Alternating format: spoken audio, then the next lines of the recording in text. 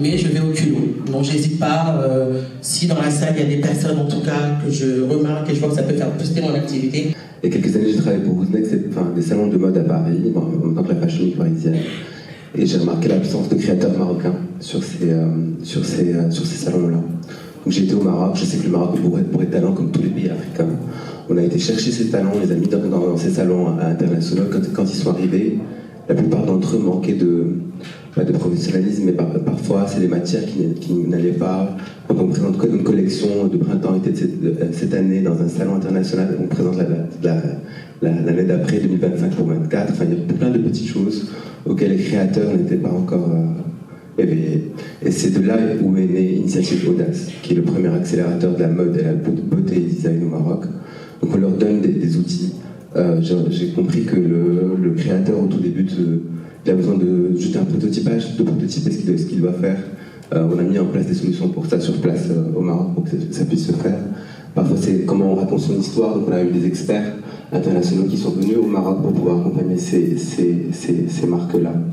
Ensuite, en fonction des niveaux de maturité de ces créateurs, de ces designers, on va avoir des problématiques différentes. On a des marques déjà installées qui me disent « Moi, il faut que je le commercialise et je vais être à Paris ». Quand on fait un peu l'étude de la marque concernée, on se rend compte que son marché principal est le Moyen-Orient, et c'est pas du tout la France ou l'Europe, par exemple. Donc on les remet dans des circuits de distribution au Moyen-Orient, et on a organisé récemment, c'est la 3e année cette année qu'on organise cet événement qui s'appelle Audace Showroom, qui est le premier showroom B2B marocain. On a une sélection de créateurs en fait, qui participent à ce salon. On a eu la visite de Blooming Days New York qui prévoit de collaboration avec ces designers-là, le groupe Sherwood au Moyen-Orient, des grandes maisons françaises, des concept stores à Deauville, à Trouville. Enfin, il y a un peu de tout comme acheteurs qui viennent acheter des produits marocains aujourd'hui. Donc j'ai entendu aussi le culot, c'est un mot super important parce que pour faire tout ça, j'ai rencontré dans mon parcours énormément de problématiques et ça a été beaucoup de conduite du changement tous les jours.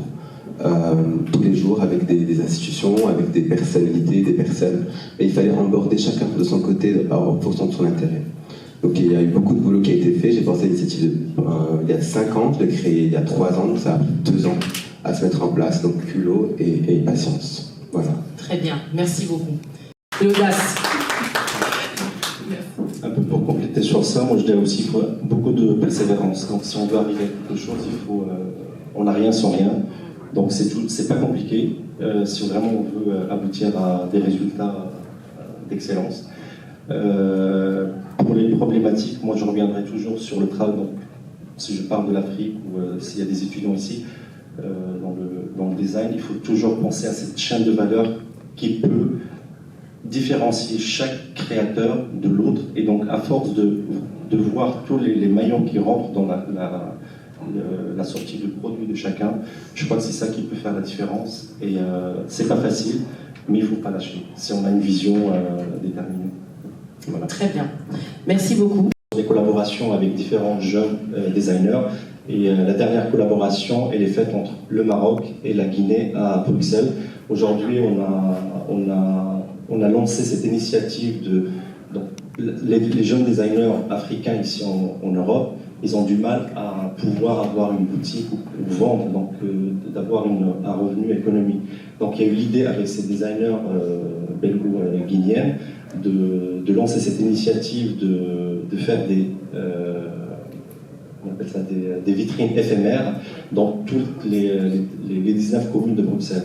Et l'idée, c'est de donner de la visibilité pour cette jeune créatrice, et grâce à cette visibilité, pouvoir faire des pop-up, des showrooms, pour qu'on puisse ramener des gens, donc un peu de presse. Et on était super contents parce que c'est une première en Belgique, peut-être ailleurs aussi. On a eu la ministre des Affaires étrangères belge qui est venue, on a eu des conservateurs des musées qui sont venus, on a eu pas mal des représentants politiques qui s'intéressent dans la mode ou dans l'art, qui sont venus, ils ont trouvé cette initiative intéressante. Et d'ailleurs, c'est dans une boulangerie. Donc, moi, c'est notre quartier. J'ai fait des recherches. C'est un immeuble art déco. Et l'âme de cet immeuble, c'était un lieu d'un designer qui faisait des chapeaux pour la famille royale belge et des célébrités. Et donc, on a dit, tiens, ça serait peut-être intéressant de renouer avec son côté artistique et pouvoir permettre à des jeunes designers de montrer leur travail. Donc oui, il y a eu une collaboration entre la Guinée et le Maroc. Et c'est jusqu'au 30 juillet, donc si vous avez l'opportunité, c'est dans le quartier d'Ansar à Bruxelles, donc vous pouvez voir ce qu'on a pu faire. Très bien, super, merci. Votre question est super pertinente parce que pour quand des collaborations entre le Maroc et d'autres pays d'Afrique, je vous donne... Le Maghreb en général, hein, je veux dire tous les pays d'Afrique, entre eux. Ouais, je comprends. La réponse est simple, c'est du 6 au 9 novembre à Rabat. Ça s'appelle Audace Showroom, donc c'est l'événement qu'on organise. Et j'ai décidé cette année d'ouvrir le showroom à une sélection de créateurs africains pour qu'ils puissent bénéficier de ces acheteurs qu'on ramène un peu partout dans le monde. C'est un peu notre rôle aussi au Maroc de pouvoir porter d'autres designers de notre continent commun. Quoi. Très bien, super, merci beaucoup. Ils sont concrets. Très bien. Alors, moi je suis ouverte, mais vraiment à des collaborations, que ce soit avec l'Algérie, le Maroc. Justement, je vais me servir des rencontres, des belles rencontres que je vais faire lors de cette fashion show pour pouvoir lier justement, prendre le contact et voir qu'est-ce qu'on peut développer. Je pense que le but aussi de cet événement, c'est ça, c'est de pouvoir découvrir d'autres talents de l'Afrique. Et c'est avec plaisir, en tout cas, je reste ouverte. Merci beaucoup. Et pour conclure rapidement, est-ce que vous avez un message que vous pouvez donner à des jeunes designers africains? Comment se développer? Bon, c'est vrai qu'il y a l'audace, effectivement, comme vous disiez, mais quels conseils est-ce que vous pouvez leur donner pour vraiment se lancer dans ce secteur qui n'est pas toujours évident? Aujourd'hui, c'est vrai que les parents sont un petit peu plus ouverts, mais il y a encore quelques années... être designer, c'était un peu compliqué dans les familles africaines. Je ne sais pas si vous êtes d'accord avec moi.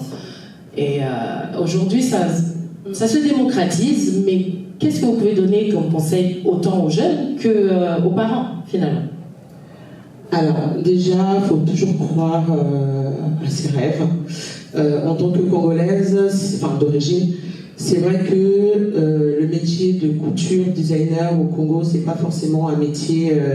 qui est considéré pour des personnes intelligentes. On a l'impression que c'est un peu tu sais pas trop quoi faire, allez, on te met dans la couture. Alors que c'est un très beau métier. On a tellement de culture et des choses à prouver, à montrer. Je pense qu'on le voit très bien parce que les grands designers s'inspirent de l'Afrique. Moi, je le vois toujours lors des Fashion Week et des fois, je reste bouche bée parce que je me dis, mais en fait, on peut le faire. Donc, c'est important de croire en soi. De se battre pour ce qu'on veut faire et comme je vous ai dit tout à l'heure, déjà entre nous Africains d'être soudés, de donner de la valeur et de l'importance au travail des autres et de consommer. Voilà, donc il faut se donner à 100% pour arriver jusqu'à ces objectifs. C'est vrai que paradoxalement, le Congolais aime s'habiller, mais dévalorise le métier de la couture. Souvent. Bon, ça commence à aller quand même. Hein. Juste avant de donner des conseils humblement, c'est juste... il y a une première étape qui est essentielle, c'est de se poser et de se dire est-ce que je suis réellement... Est-ce que c'est mon métier? Est-ce que c'est volontaire ma vie? Parce que c'est pas simple. Il faudra beaucoup de courage, beaucoup de constance, beaucoup de persévérance pour pouvoir y arriver. C'est cette première question qui se dit, c'est une institution. Est-ce que je suis fait pour être designer, oui ou non? Ou est-ce que je le fais juste parce que j'ai envie de le faire? Ça, c'est la première étape. Quand on sait que c'est ce qu'il faut faire, là, il faut s'armer de patience, de persévérance, de constance et de ne jamais laisser tomber. Si on est sûr qu'on est convaincu de ce qu'on est en train d'amener comme valeur ajoutée et que notre interlocuteur aussi a son intérêt, mais c'est juste que parfois il ne le voit pas. À ce moment-là, il faut rentrer par la porte. Si la porte se ferme, c'est la fenêtre. Sinon, c'est l'autre fenêtre. Il ne faut pas abandonner, il faut y croire. Et c'est comme ça que vous pouvez arriver. Le toit, s'il faut. Ce retour d'expérience. Et je vais laisser du coup nos chers invités s'approcher de vous, poser peut-être des questions et échanger, faire du networking clairement. Et n'hésitez pas, prenez les contacts, rappelez-les, dérangez-les, ils vont vous répondre s'il faut. Et vous avez un rafraîchissement au bar et n'hésitez pas en tout cas à échanger entre vous. Merci infiniment pour votre attention.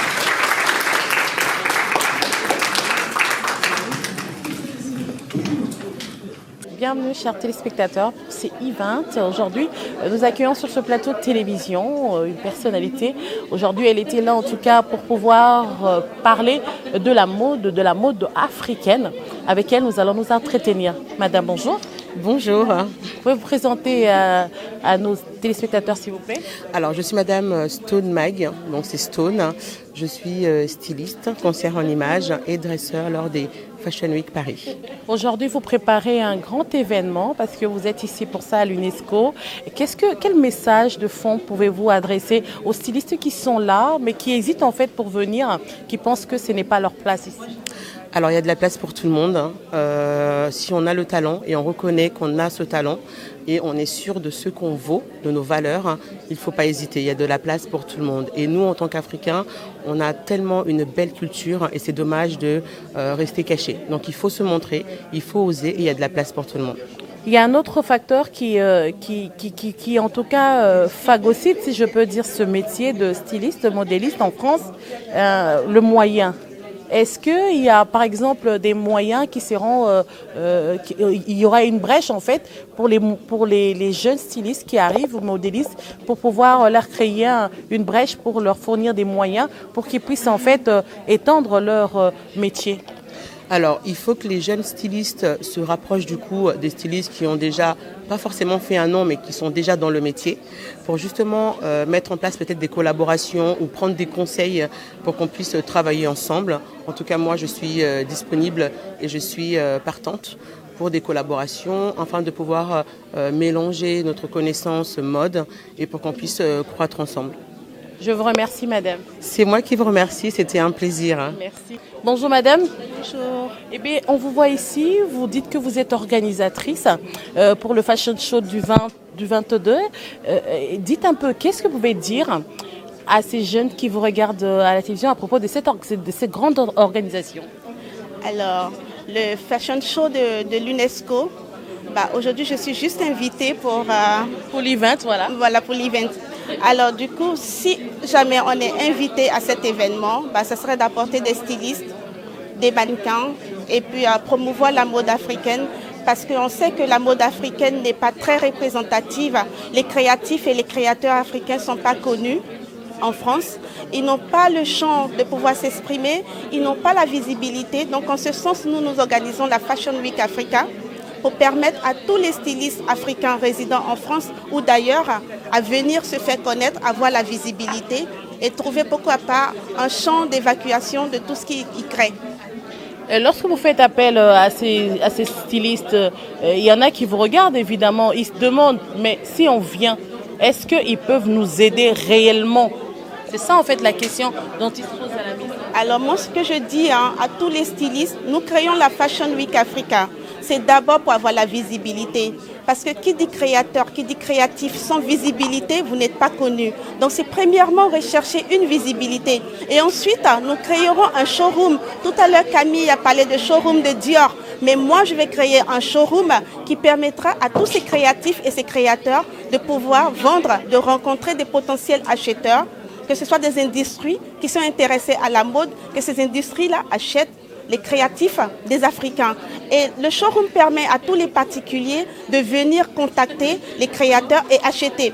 Le showroom ensuite permettra à tous les créateurs d'être représentatifs en ayant important, en prenant aussi des rendez-vous, en montrant leur créativité à la population. Donc oui, c'est une aide. Est-ce que la mode africaine a encore une place ici en Europe, en France particulièrement? Bien sûr que la mode africaine a une place dans le monde entier parce que la matière, elle est africaine. Le coton vient d'Afrique. Ce sont nos parents qui ont sué depuis des millénaires pour travailler le coton. Et donc parler de mode sans parler de l'Afrique, ce serait faire marginaliser l'Afrique. Alors que nous, c'est nous la matière. Je vous remercie, madame. C'est moi qui vous remercie.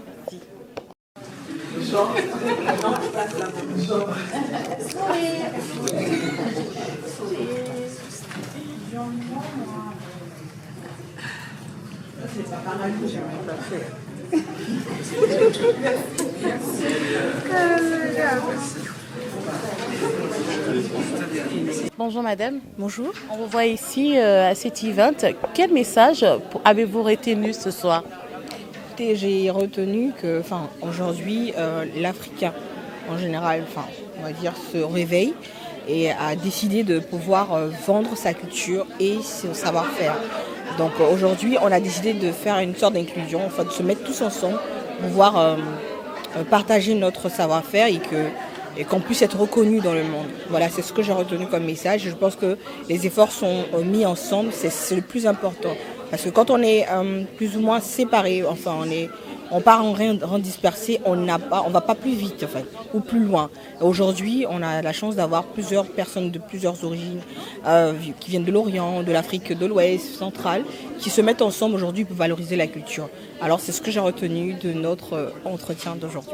Je vous remercie. Vous êtes styliste, madame? Non, je suis organisatrice d'événements. Alors vous êtes invitée le 22 mai 2024 à l'UNESCO pour la semaine africaine. L'ouverture se fera à 9h30. Vous êtes conviés. Ça se fera en salle 1, au 7 place de Fontenoy, dans la maison de l'UNESCO. Il y aura des discours, il y aura deux prestations de musique et la visite des stands sur la première journée de l'ouverture. Merci, vous êtes tous conviés à l'UNESCO le 22 à 9h30 en salle 1 pour l'ouverture de la semaine africaine. Merci. Bonjour, je m'appelle Naufel Mechdoub, je suis de la délégation du Royaume du Maroc auprès de l'UNESCO. Je vous donne rendez-vous à l'activité Gala, prévue le 24 mai 2024 à 18h. Soyez nombreux et vous pouvez vous présenter à partir de 17h pour y assister. Merci beaucoup. Bonjour, je suis M. Souleymane Konaté de la délégation du Mali. La semaine africaine sera de retour du 22 au 24 mai 2024. Vous êtes tous invités à participer à l'ensemble des activités et plus particulièrement à la journée du 23 où il y aura le cinéma à partir de 16h, de 16h à 20h. Nous aurons 5 films au programme, parmi lesquels African Glory. Donc vous serez les bienvenus dans la salle 4 et dans la salle cinéma ces jours-là. Oui, bonjour monsieur, on vous voit ici, vous avez votre plateforme. En tout cas, qu'avez-vous retenu aujourd'hui ici au sein de cet événement? Mbote, bonjour. Effectivement, la plateforme Africa by Art, son ambition, c'est de mieux valoriser les artistes et les créateurs africains, afrodescendants et des diasporas à l'international.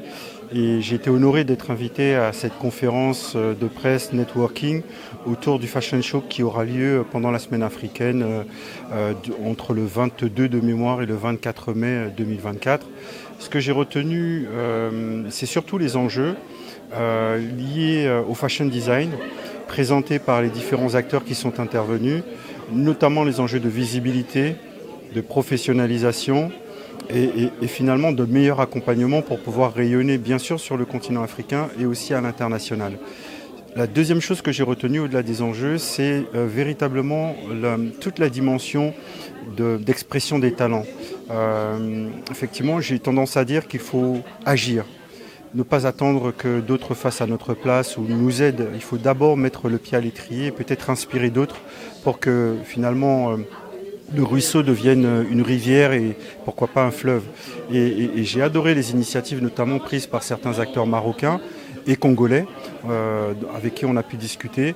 Et aujourd'hui, ça a été l'occasion de créer des partenariats et des dynamiques très positives dans un esprit collectif. Parce que aujourd'hui, il y a beaucoup d'initiatives qui se prennent seules, mais il faut à un moment donné, comme d'autres le font, se réunir, travailler ensemble avec cet esprit Ubuntu et faire en sorte finalement que la mode et toutes les autres formes d'art soient mieux valorisées, célébrées davantage à l'international. Monsieur Cyril Moussila, merci de nous avoir en tout cas ouvert les portes ici à l'UNESCO. Lelo tomoni bongo milulu lelo lobela na bana mboka lelo bobengisaki bato pona nini? Alors lelo to bengisaki ba ninga na biso ba styliste, ba designer, ba na classe ba tanga en mode, na ba journaliste pour to sangana plutôt bana ko créer ba lien biso na biso. Boyebi culture africaine mingi bato mingi ba considérer biso te. Alors UNESCO et sangisi biso du 22 au 24 mai pour tout ce pays la culture africaine. Ba pays nyonso ya Afrique ba kozala wana. Tokozala wana na ba artiste, na ba cinéaste, na ba intellectuel, ba tu ndenge na ndenge. C'est la bonne mon colonie. Et ça la mercredi 22, jeudi 23, na vendredi 24. Ba o bakoya ekosenga ni droit d'entrée, ekosenga nini bato bazana mokanda pona kolakisa liboso, ekosenga moto azwa invitation particulier, eza ekozana ni pona moto akozana accès à na UNESCO. Accès à l'angle gratuit. Accès à l'angle gratuit boya na bino. Bon, bah événement mususu, lokola ba si débat wana esengeli bozwa inscription kendeka na site internet ya UNESCO. Au moment de l'inscription, ici que l'inscription zali aux 8 places non wana pour na cinéma. Mais l'activité mususu ezali ko libanda na carte UNESCO ezali ouvert à tout le monde. Bakosenga bino mbongote, bakosenga bino eloko mongote yaka na okaka. Yaka na okaka. Biso ba Congolais, RDC toujours ko présider commission ya défilé des modes mbuloyo. Année passée tout ça là qui gala mbulo ba pesi biso défilé des modes ba ndeko na biso ba Congolaise ba ko défilé na ba mboka musupe ba ko défilé boya tout c'est ba mode na bido ba style na biso auto créaka. Pour tous les écoles belé il y a style na Congo na exam na exam ezali par exemple na province pe ezali wana bana mboka bazoko créer ezali économie créative tout c'est pela ponango parce que ezali esika culture na biso inventivité na biso ezomonana ezali style économique na biso ezomona yango to bengisi bino boya ebele tout c'est pela tout Koumis Afrique parce que le 21 mai ezalaka journée internationale de l'Afrique. Yango to bandi na UNESCO que c'est la semaine ou bien pour la semaine africaine. Boya en tout cas tous les labino. Merci Nabino. Merci beaucoup monsieur Cyril. Bonjour. On vous voit ici il y a marqué Bonzenga, vous êtes je suis créatrice de la marque Bonzenga Paris. C'est bon. Je suis présidente de l'élection Miss RDC Diaspora France et je suis accompagnatrice dans tout ce qui est développement de la création d'entreprises aussi dans la diaspora. Et vous êtes ici en tant que, en tout cas, fidèle à votre marque Bonzenga, c'est ça? Oui, je viens avec l'invitation de la délégation de la RDC de l'UNESCO. En tant que représentante de la diaspora France, je trouve que c'est normal de soutenir notre communauté en France aussi et de développer tout ce qui est création, sachant que la RDC est un des plus grands pays de la mode et on est inspiré de grandes personnes et on s'est beaucoup inspiré de nous surtout. Très bien. Alors, lorsque vous parlez élection Miss, vous faites comment? Vous recrutez? Vous faites comment pour en fait la procédure? Là, on a déjà sélectionné les candidates. Elles sont en train de s'entraîner, elles sont un peu stressées, mais généralement, c'est des candidates de toute la France. Tant que tu as des origines congolaises, tu peux y participer. Même si tu n'es pas allé au Congo, c'est pas grave parce qu'on estime que la diaspora aussi, elle doit se sentir bien. Et c'est ce problème-là que moi, j'ai vécu. Je sais qu'il y a beaucoup de filles, elles ne veulent pas parce qu'elles ont la barrière de la langue. Donc je comprends, mais je ne parle pas. Ou l'inverse, mais ça reste des Congolaises. Pour nous, ça reste des Congolaises, donc leur faire apprendre leur culture, la langue, d'où elles viennent, de quelle région, les plats. Donc c'est pour ça que j'ai voulu vraiment créer un concours. Moi-même étant Miss 2017 de la diaspora, et j'étais deuxième dauphine à Kinshasa, à l'hôtel Invest. Et puis oui, pour moi là, c'est important de faire ce concours-là. Ce sera la finale, ce sera en septembre. J'ai encore la date, mais ça reste secret. Mais ce serait vraiment un moment de réunir la diaspora, et pas forcément congolaise, mais la diaspora africaine, et montrer qu'on peut être né dans la double culture.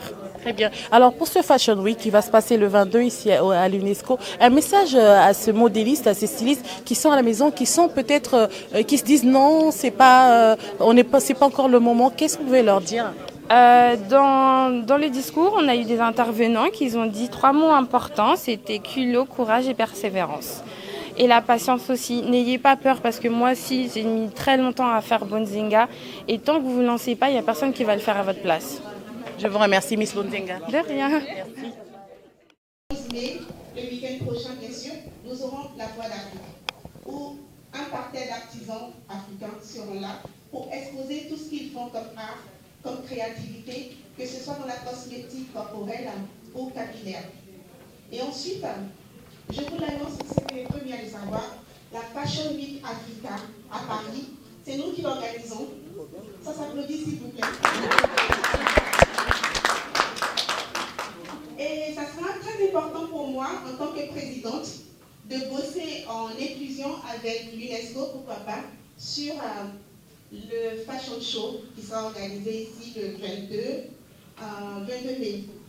Et à cet effet, ce soir, je suis avec des artisans qui m'accompagnent, donc des stylistes, modélistes. Et on a même une créatrice qui fait de beaux designs en guitare, en raffia, en tout ce qu'on peut trouver comme créativité ou matière africaine. Parce qu'on nous parle de fashion show, mais il faut reconnaître que le wax n'est pas africain. Et l'Afrique a son guitare, l'Afrique a son tapa, l'Afrique a son raffia. Et c'est de ces tissus-là ou ces matières-là dont il faut parler. Les artisans sont là, vous pouvez aussi les contacter. Je remercie Camille qui travaille déjà avec Dior, avec Fendi, avec toutes ces marques. Mais il faut compter qu'en France, il existe bel et bien des artisans africains qui travaillent la matière africaine et qui sont là, s'ils peuvent lever la main et contacter-les aussi. Merci. Merci.